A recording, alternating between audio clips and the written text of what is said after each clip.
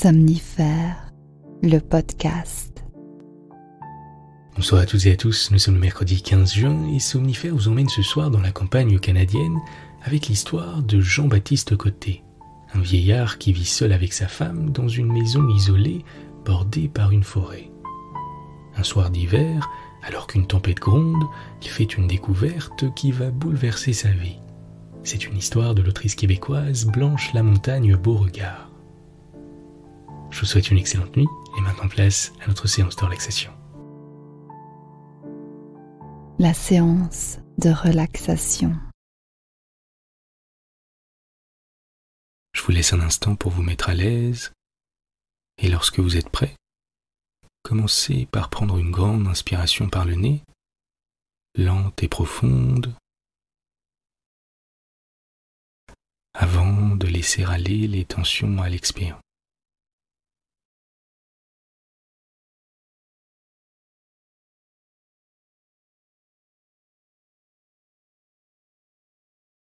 On referme ensemble cette journée.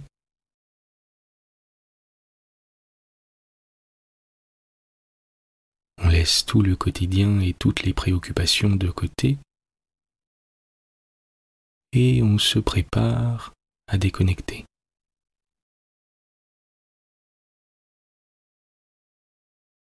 Pensez à bien détendre la mâchoire,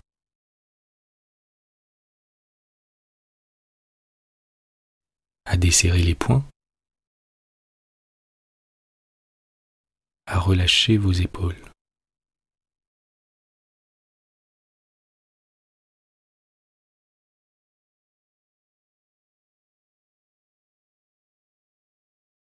Laissez votre esprit simplement se fondre dans l'instant présent.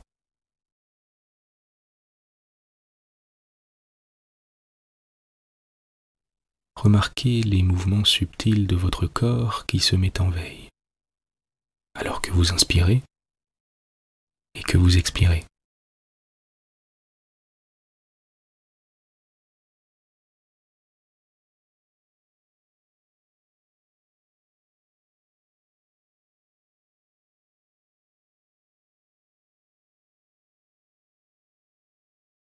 Laissez votre attention lentement se diriger sur votre visage et sur le poids de votre tête sur l'oreiller.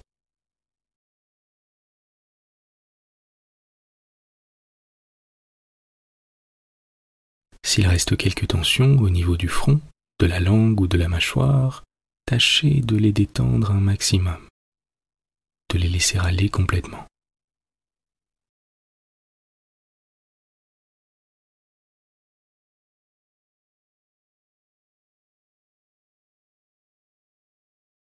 Laissez passer les pensées sans résistance, comme si vous n'y accordiez que peu d'importance, et recentrez votre attention sur le moment présent,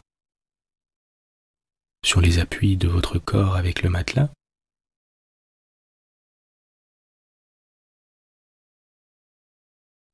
sur la température de l'air à l'inspire et à l'expire.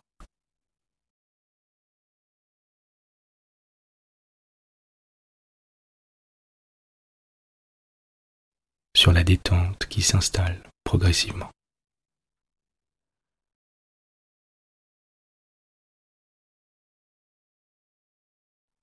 Pendant la prochaine minute, ne faites rien d'autre que de porter votre attention sur votre respiration et sur votre ventre qui monte et qui descend. Et laissez-vous tranquillement bercer par ces mouvements.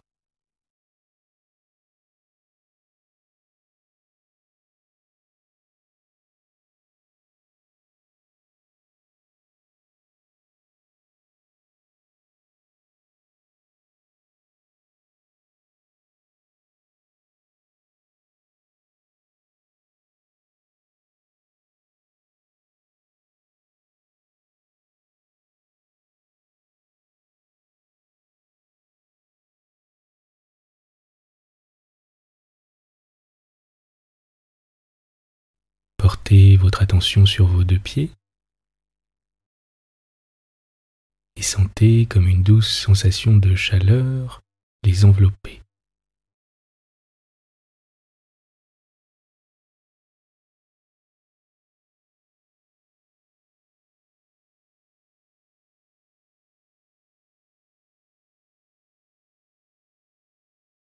Laissez cette sensation remonter lentement vers vos chevilles.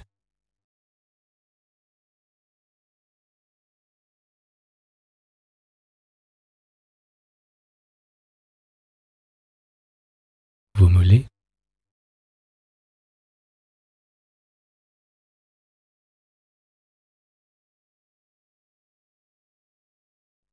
Vos genoux.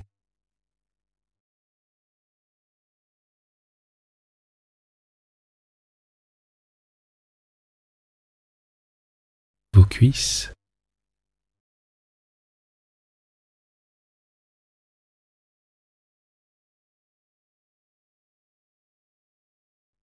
Vos hanches.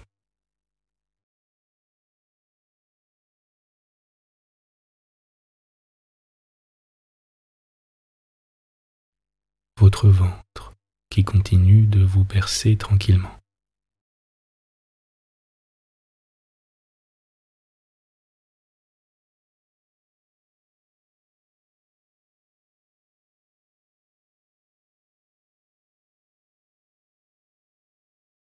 Votre poitrine et votre dos.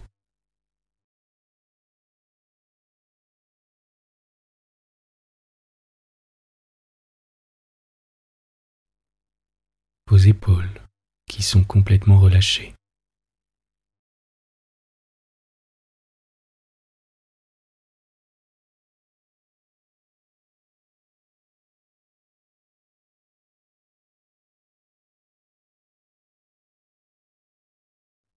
Laissez cette sensation de détente s'installer un peu plus à chaque expire.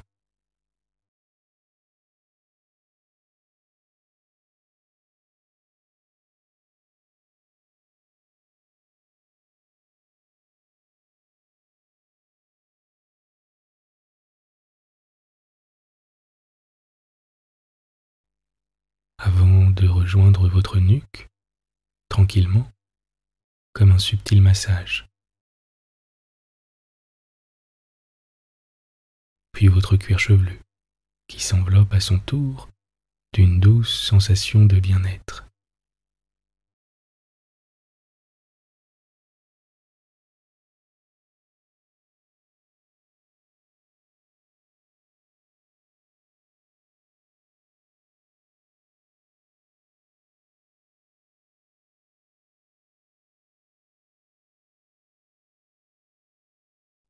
Pendant un court instant, ne faites rien d'autre que de profiter de cet état de détente et de quiétude.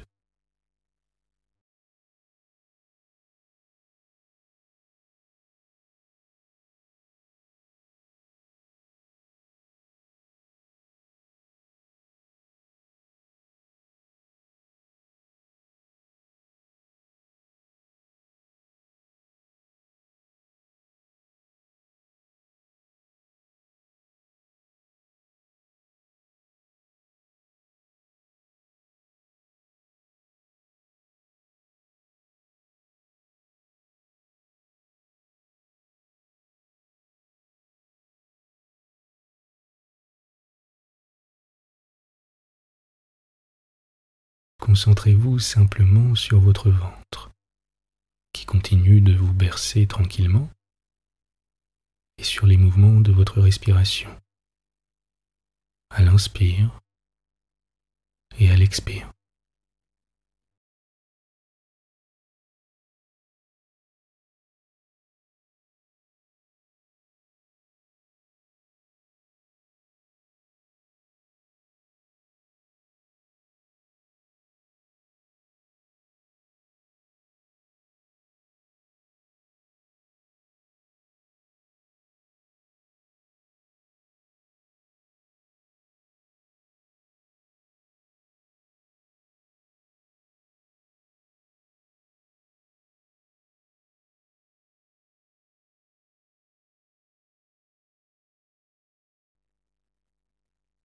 Vous êtes calme et détendu.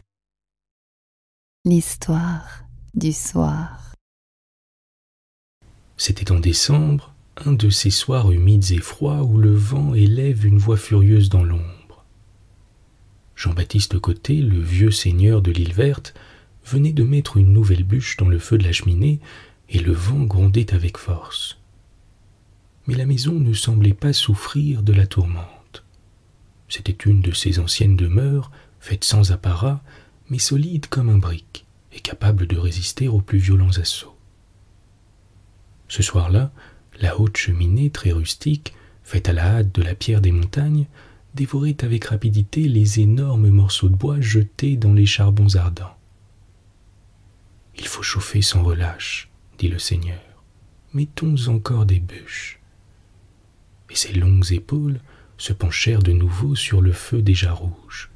C'était un vieillard d'apparence plutôt délicate, mais droit comme un chêne, et dont la belle figure, entourée de cheveux blancs, annonçait une énergie sans borne, ainsi qu'une très grande bonté. C'était un de ces chevaliers de la glèbe, pionniers de génie, dont le travail magnifique a fondé les paroisses et créé les nations. Son père, français d'origine, avait jadis traversé les mers, avec tant d'autres héros du passé qui furent tentés par ces pays neufs gisant au bout des océans. Sa mère fut Anne Couture, fille du grand Couture, célèbre parmi les premiers colons du Canada. Devenu seigneur de l'île Verte, Jean-Baptiste Côté, qui se maria à son tour, établit tous ses enfants près de lui sur des terres. De cet homme remarquable devait surgir une nombreuse lignée de prêtres et de religieuses répandant sur la terre canadienne le nom de Dieu. La femme du seigneur, malade depuis plusieurs années, tricotait paisiblement dans sa chaise, les épaules recouvertes d'un châle de laine du pays. Le vent s'élevait de plus en plus, et les flocons de neige venaient s'abattre par milliers contre les vitres. C'était une grande brise du nord qui, sortant de la bouche du Saguenay, courait avec violence sur la rive opposée et sifflait dans les cheminées toute la nuit. Parfois, la bourrasque s'apaisait un peu et soufflait à peine, mais tout à coup elle éclatait avec une furie soudaine, hurlant dans les airs comme une multitude de démons déchaînés.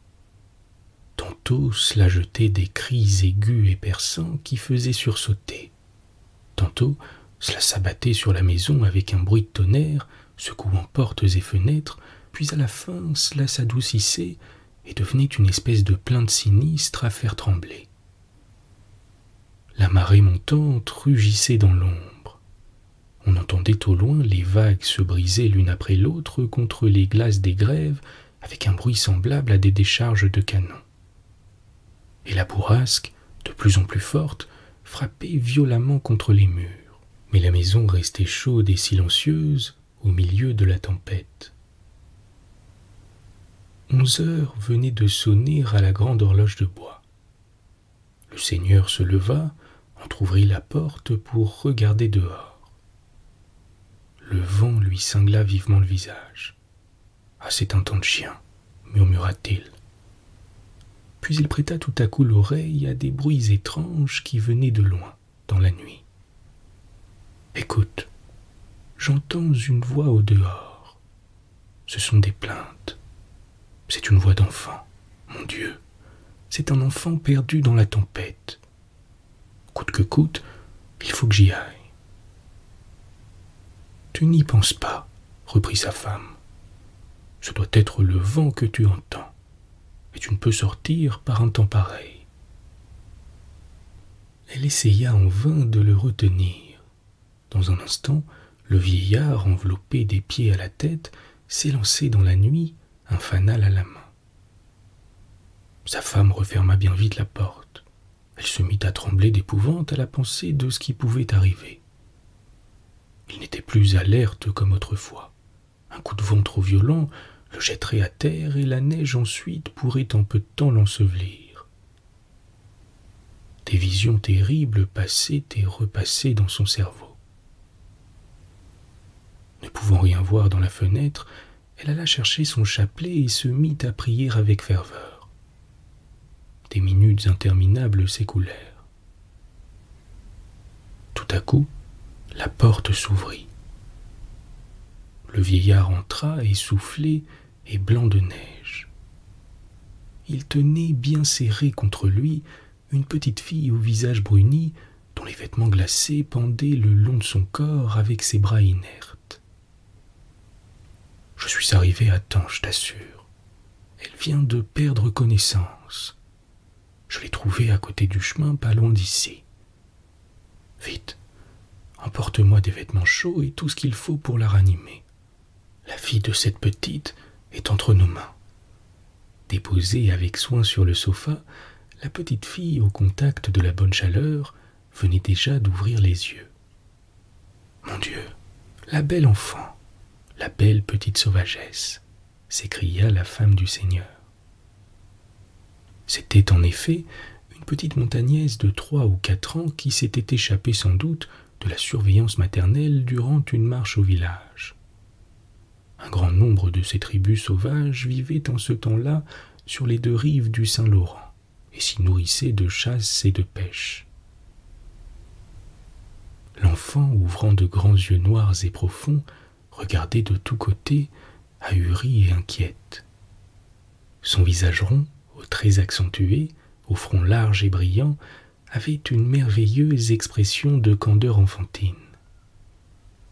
Quand elle fut complètement ranimée, se voyant seule chez des êtres étrangers, elle se prit à pleurer amèrement, appelant sa mère dans sa langue mystérieuse, par monosyllabes au ton doux et mélodieux. Elle tendait ses petits bras vers quelqu'un qui ne venait pas, et son chagrin était très grand. Alors la femme du Seigneur, la prenant dans ses bras avec douceur, parvint enfin à l'endormir. Après l'avoir déposée dans un bon lit, l'excellente femme mit de nouveau du bois dans le foyer, d'où une flamme plus vive s'éleva bientôt en langue de feu. « Si personne des siens ne vient la demander, dit le Seigneur, nous la garderons. Elle sera la joie de nos vieux jours. » Sa femme acquiesça d'un sourire, et des reflets d'amour maternel passèrent dans ses yeux. La petite sauvagesse ne fut pas réclamée. Elle devint donc leur fille d'adoption. Ils la nommèrent Diana parce qu'elle était issue des coureurs de bois et que ses pères étaient réputés adroits chasseurs, épris de la solitude des forêts. Son esprit était vif et ses yeux pétillants. Le Seigneur lui enseignait lui-même à parler, à lire et à écrire, et elle oublia bientôt sa propre langue. Elle devint une robuste jeune fille, grande et rousse comme le bois d'automne. Sa chevelure très épaisse retombait en nattes soyeuses sur ses épaules, et ses yeux, grands et profonds, plus noirs que l'ombre des nuits, gardaient toujours une étrange expression de mystère et d'insondable nostalgie. Elle était douée d'une voix merveilleuse. D'elle-même, elle se mit à fredonner des airs de toutes sortes. Sa voix était si belle que c'était un plaisir d'entendre ces petits riens joyeux qui s'échappaient de ses lèvres. Peu à peu, elle apprit un grand nombre de ces vieilles chansons françaises qui se chantaient et se chantent encore dans les veillées canadiennes. Parfois, sa voix harmonieuse avait des douceurs infinies. Et le vieillard, dont les jours s'en allaient un à un, trouvait une joie nouvelle à entendre chanter cet enfant dont la vie commençait. « Encore une fois, suppliait-il, encore une fois. » Et sans se lasser, la jeune fille aimante et docile reprenait sa suave chanson née sur les rives de la belle France. Et le vieillard, retombant dans sa rêverie, oubliait la fuite des jours qui ne reviennent plus. Mais un jour, le Seigneur vit arriver chez lui un couple de montagners. La femme, grande, forte aux yeux de feu, les cheveux noirs et brillants, tressés en nattes pliées et retenus sur les oreilles par de larges cordons rouges. Elle portait des souliers de peau de bête très souples et ses pieds faisaient un bruit léger en marchant. L'homme avait les poignets larges, la peau bronzée, les yeux doux. Ils s'avancèrent timidement, gênés, comme fautifs, et quand la jeune fille apparut au fond de la salle, ils dirent tous les deux ensemble « C'est notre enfant ». Ils lui souriaient et rougissaient d'orgueil paternel devant cette belle fille qui était la fleur de leur sang. Le vieux seigneur pâlit. Il se jeta sur une chaise, sentant que ses jambes tremblaient malgré lui. À l'instant même, il eut la vision de l'épreuve qui lui était réservée. Cette fille d'adoption qu'il aimait comme ses propres filles et qui était la dernière joie de sa vie, cette petite, si aimable et si douce, allait lui être enlevée. Il ne répondit pas d'abord, il était suffoqué. Ces 3 mots, « c'est notre enfant », le frappaient en plein cœur. Un silence effrayant suivit. Puis la femme, voyant que personne ne répondait, continua d'une voix émue. « C'est notre enfant. On la croyait mangée par les loups, mais l'autre jour, je l'ai vue passer dans le village et je l'ai reconnue. Regardez sur son épaule gauche, elle a une marque de naissance. C'est mon enfant, reprit-elle d'une voix plus forte, où tremblait une impatiente tendresse. Des larmes commençaient à jaillir de ses yeux. Elle joignait maintenant les mains dans une muette prière, et son regard débordant d'amour ne pouvait se détacher du visage de son enfant. Il n'y avait plus à en douter, cette femme était bien la mère de Diana. Le vieillard avait fermé les yeux. Il se recueillit longuement, retenant de ses mains frémissantes les battements de son cœur oppressé. Puis il se leva. Sa décision était prise.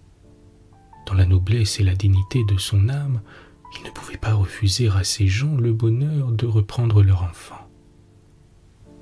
« Va, dit-il, va ma fille, suis-les, ils t'aiment, sois bonne pour eux, Dieu te récompensera. » Les sanglots étouffaient sa voix. Il éleva la main pour bénir celle qu'il ne devait plus revoir. Puis ils partirent tous 3 et dans le chemin bordé de sombres et mystérieuses forêts, longtemps il les regarda disparaître, le cœur gonflé d'une inexprimable tristesse et répétant les paroles du saint homme Job. « Seigneur, vous me l'avez donné, vous me l'avez ôté. Que votre saint nom soit béni. » Il mourut quelques années plus tard et ne sut jamais ce qu'était devenue cette charmante enfant qui avait été sa fille d'adoption. Bonne nuit. Bonne nuit.